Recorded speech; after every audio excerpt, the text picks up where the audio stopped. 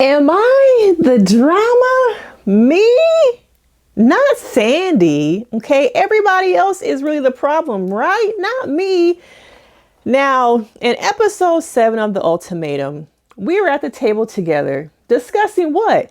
Going back to our old relationships and continuing the experience. But oh no, we can't do that yet until JR makes Nick feel like I'm that man. I'm that dude. You ain't nothing.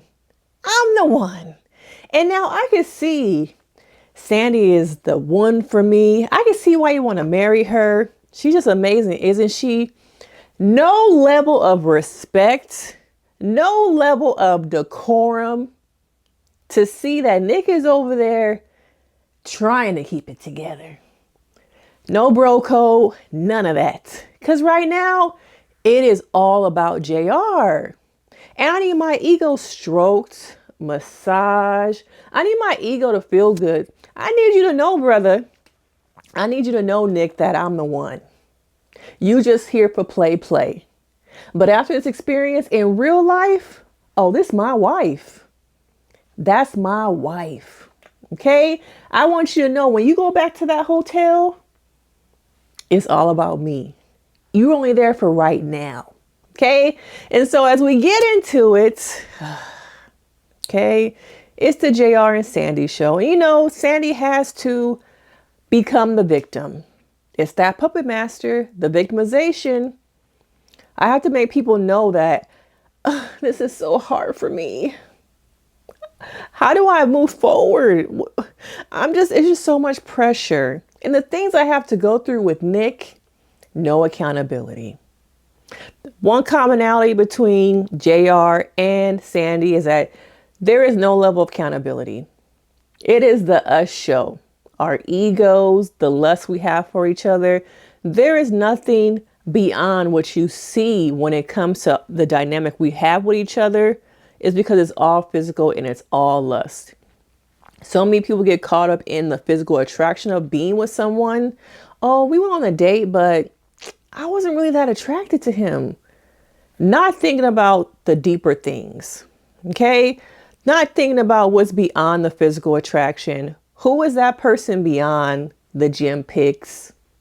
Beyond the profile picture? All of that. What are the layers back there? And behind JR and Sandy, there are none. There are none.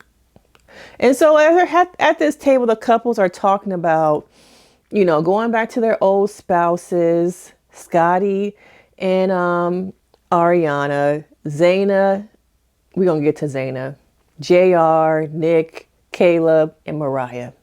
Okay? And you know, Vanessa has to overshare and talk about her own relationship with Nick as he just sits there at times like an accessory, like a purse. Because I don't really see does he ever talk about his part of their dynamic? I see a lot of Vanessa bringing up her own stuff, at times oversharing.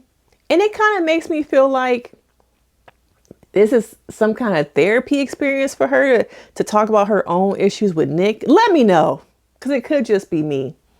And then we finally get back to the apartments and they're getting back together.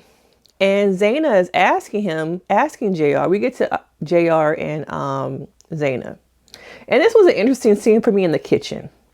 Because she's like, I don't know where your lips been, all over Sandy. Just like the rest of us think the same thing.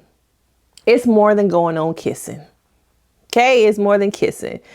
And she starts having an emotional moment, becoming overwhelmed. And I looked at JR. When are you going to hug her? When are you going to acknowledge her feelings? Do more than just, it's going to be all right, dog. It's going to be all right. I'm telling you, I do not believe that these people have been together for 3 years. And if they have, it's sad.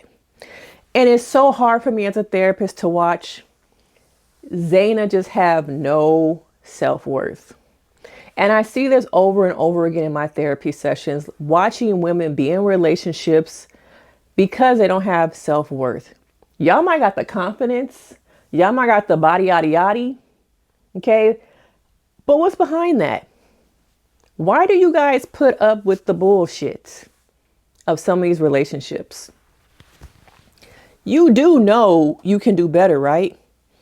If your mama didn't tell you, if your daddy didn't tell you, I'ma tell you, you can do better. And watching her just like, girl, come on. I'm over here fighting. Just get it together. Come on. I see it. I see the potential. I'm rooting for you. I can see you can do better. You can do better. But JR is just lackluster when it comes to deepness, fulfilling her needs emotionally. The same thing with Sandy, though. I don't think that relationship doesn't require him, I believe, him and Sandy to pour into the emotional intelligence of the relationship, where, like I've said in my previous videos, I do feel like Zena does have a level of emotional intelligence that can be poured into and watered with the right partner. See, some of y'all exhibit and have emotional intelligence, but you're with the wrong person. And so you never get to use it, or you use it and your partner's not able to hold space. They're not able to be that container for you. And so that emotional intelligence you do exhibit that is inside of you, it gets worn down. You get tired. You're probably exhausted because you could just keep trying to have these conversations with your partner that don't go nowhere. It's not that he's stupid. It's not that she's stupid. It's just there's a lack of emotional intelligence, and it's exhausting to try and have an emotionally intelligent conversation with someone who does not know how to hold space. And you're wondering how come you're so tired from the relationship. Sometimes it ain't the things that they doing. Sometimes it's the conversations that are going nowhere. Okay. And you are needing more. You're needing someone to pour into you. But that one, they not. So it's not that you are always exhausted from the dynamics. And you wonder, how come I feel so tired? How come I feel exhausted? He not cheating. Things seem to be going well. He's not pouring into you. She's not pouring into you. And that's what the true problem is that you're not being poured into. Now, sorry if I'm yelling, all right? But I want you to hear this and I want you to see it. So we see them come together and it's just like, I had to watch my language right now because I'm about to say something, but I got to remember I'm a therapist. Okay, y'all. Okay. This man, I was going to use a different word. This man continues to lie. And I'm just like, dang, JR, you just lying. Do you have a connection with Sandy? Did y'all do more than kiss? Was it just a peck? Was it one kiss? Was it multiple kisses? And this fool just lies and lies. Okay. And then tries to put it at, oh, the second time, we had a kiss, it was Sandy. She was all up on me, bruh. She was just all up on me. I couldn't resist Sandy putting herself on me. Now, we all know, right, that JR was the aggressor and they both enjoyed it. I do think that they both, were into it, but I'm going to say that JR probably was more of the aggressor because I've seen his body language. I've seen how they interact. He was always ready to get it popping. Okay. Miss Mams was too, but not in the same sense that I saw JR over and over again, ready to pop that thing on out. Okay. Just let's go in that bedroom, in that bathroom where there ain't no cameras and get this thing on cracking. Okay. Now we get also to Scotty and Ariana. Now, often we see Scotty in control. And whenever Ariana tries to have some control, am I done?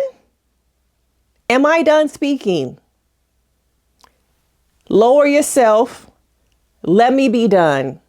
Whenever she tries to have a voice, did I say you could speak? Maybe not in those words, but the tone is, I'm not done. Simmer down. Stay in your place, little dog, little puppy. I'm the pit bull here. Stay in your place. You're not supposed to have a voice. And so from the beginning, he has said that he struggled to emotionally connect with her. She admitted that she is not the most physical person, but I see it. I see why there's a struggle to emotionally for her to connect. You son her. Over and over again, he sons her. There's no reciprocity. They're not equals. I'm the pit bull and you the puppy. Stay in your place. Over and over again, we saw that. And I feel like when they were in the kitchen and he was trying to talk to her about Caleb, let me know if y'all feel like he was using some reverse psychology bullshit on her. Like he wanted to know what's the connection y'all have, but he didn't directly ask that. He went around to get his answer. And then he molded over and he put that in his Rolodex in the tabs. Okay. I just felt like, wow, you are a master manipulator because you know how to get answers without directly asking the question. You're going to get what you want. And I think he did. Okay. But we see them in the park and it's just once again, him speaking over her. And I see why the brother was hoping that her and Caleb would have something. Because the brother is like, can we finally get my sister out of this fucking relationship? I'm tired of it. I need her to see the light. And maybe this experience will help her see that light. Because he is always in control and dominating. And I think a lot of you guys are in dysfunctional relationships with people who are dominating, who need to have power. And we talked about power within, power over, and empowering. Look at those things in your own relationship.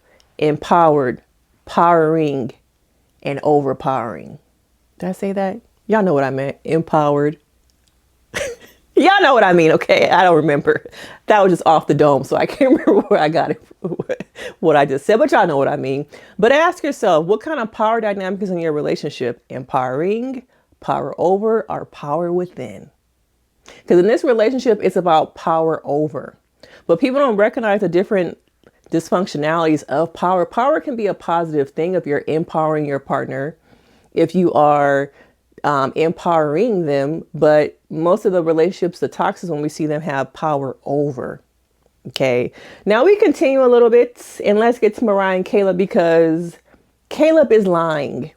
Y'all keep saying he's the best one on this show, but he lying like everybody else. His lies are just not as bad. And because he's not outward lying, I think people see him as a good guy, but he's lying. He has feelings for her. There is something going on between them that we didn't see. I see it from Ariana. I see it from Caleb. But something happened or there was some type of dynamic with them that they refuse to talk about with other people. And I think Ariana wants to, but Caleb is like, nah, we got to keep this shit on the low. Keep it on the low between me and you, sis. Keep it on the low. But I feel like it's going to come out in the next couple episodes because to me, Caleb began to pull away. He got back with Mariah, but he saw the grass could be greener and was like, nah, I don't know about this. And so when he got back with Mariah, Mariah was more boisterous, want to talk about things. To me, he disassociated. Okay. He was there mentally. No, he was there physically, but not mentally. And every time we saw him have a conversation, it was more like him trying to push her out. And I also think he was trying to not have these conversations because his mind is somewhere else.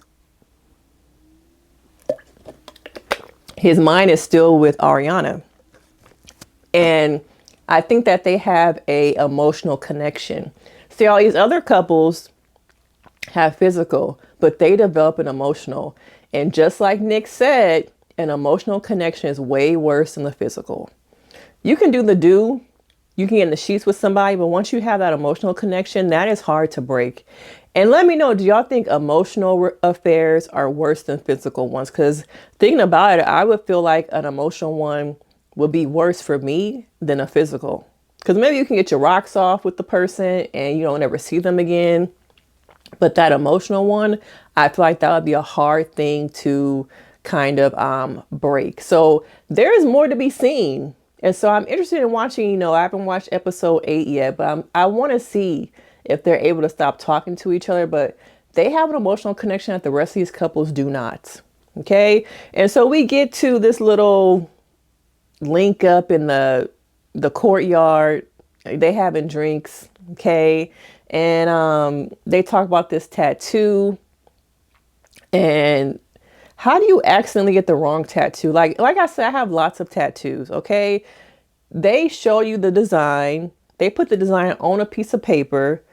Have you check it again. Have you check it again before they put on your arm. They measure it to see where you want it to be. You sure this the right spelling? You sure this is what you really want? And then they put that screen paper on your arm or wherever you get it. So you have multiple chances to see that this is in the wrong spots. This is spelled wrong. This ain't what I really want. So I don't know how you actually get the same tattoo as a man that you at war with. I don't know. And then we get to JR, near his ego fields. Sandy, tell me that shit wasn't just us playing house. Tell me, feed my ego, that you really do want to be with me. That I'm the one, that you my wife. Tell me, I need to know. I need to know. I need to know, okay? Because don't make me feel like all that shit was a waste of time. And she's like, yeah, of course. Yeah. Sandy is playing both y'all. Okay, but JR is just like Nick. Needing that ego filled. Needing Sandy to pour into me. Empower me. Okay, pour it into me to make me believe that you my wifey. And it wasn't just for fun. Okay, it wasn't just for fun. But JR has lost it. We see him in the confessional little foyer. Bruh, it's okay that you want the same tattoo as me. You want to be like me. You know you want to be like JR. Okay? Man, go somewhere with that shit. And then we get to the secret. The not so secret to the rest of us. Okay? Nick finds out from Zena that there was a second kiss. There wasn't just one. Okay. And of course he starts to spiral. You see the mathing in his head. You see it just all happening. Like what? More? Yeah, it was more than one kiss, bruh. And it wasn't probably just on the lips either. But we will see in the next episode how much he starts to spiral, how much Caleb and Ariana can keep their hands, and they probably texting each other. That's the only way you can really communicate at this point since he went back to Mariah. We don't see it all unravel. Okay, but I want you to think about your own relationships. Do you feel like you are being intellectually stimulated? Okay, that emotional intelligence. Do you feel like these different things about power over, powering within, and empowering, how those show up in your relationships? Do you feel like you've ever been in a relationship with someone who empowered you versus trying to have power over you? These are the questions that you should be asking yourself. And when you look for a partner, are you so focused on the physical that you are not focused on the layers beneath that? Oh, he got a gap. He balding. Okay. He got a mustache I don't like. He got a little bit of a guts. Okay. But when you lose your job, when you get sick, when you need somebody to hold you, is Pretty Boy gonna hold you? Or is the one with the gut gonna hold you at night? But let me know your thoughts. It was a pretty good episode to me. It's only gonna get even better. But make sure you hit that like, you subscribe, and you let me know what you think. Because we can get into it. And I will see y'all in the next video. Deuces.